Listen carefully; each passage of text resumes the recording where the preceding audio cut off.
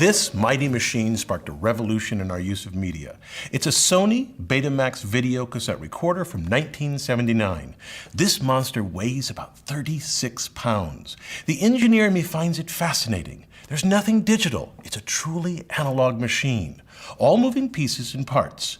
Early adopters of the Betamax used it to record television shows, a revolutionary concept at the time because prior to the Betamax, you had to watch a show when it was broadcast. It threatened the entertainment industry so much that in 1979, they argued that recording television shows at home infringed on their copyright. It all came to a head in a Supreme Court case, Sony Corporation of America versus Universal City Studios, where 5 justices allowed home recording. Although Sony won this court battle, they ultimately lost out to a machine that used this size tape. This is a VHS recorder made by Sony's great rival, JVC. Both machines solve the same problem: how to store information compactly on a tape. Here's the brilliant innovation used by both machines. The machine grabs the tape, drags it forward as this silver drum starts to spin rapidly.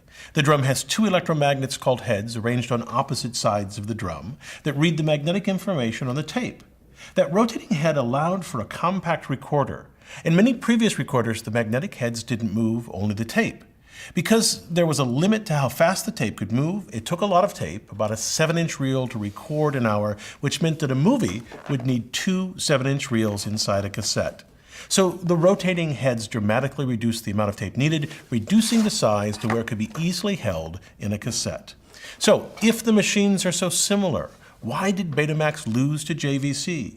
Many thought the Betamax machine would win. It had the better image quality, and the Betamax is decidedly better built. Compare ejecting a tape on the Betamax to the VHS. First, watch the Betamax.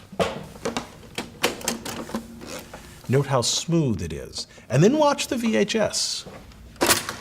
That's abrupt and will wear out the mechanism, yet, to my engineer's eye, the VHS was the better solution. First, the VHS was lighter than the Betamax, 29.5 pounds compared to 36 pounds for this Betamax machine.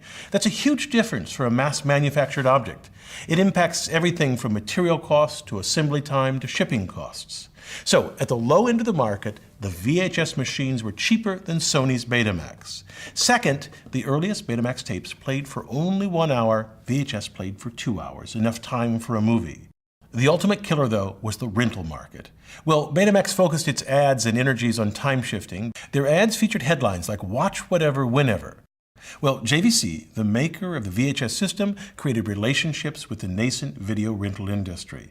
When this market grew, VHS dominated in titles. And while you could for a while find both formats, eventually retailers began giving shelf space to the slightly more dominant brand, which then dominated even more. So, the Betamax versus VHS dispels the notion that simply being first to market is the most important issue. It reminds us that technical excellence in one area isn't enough, here the superior picture quality of Betamax, but that all technical aspects matter. For any mass-manufactured object, the winner is usually the one that is just good enough. I'm Bill Hammack, the Engineer Guy.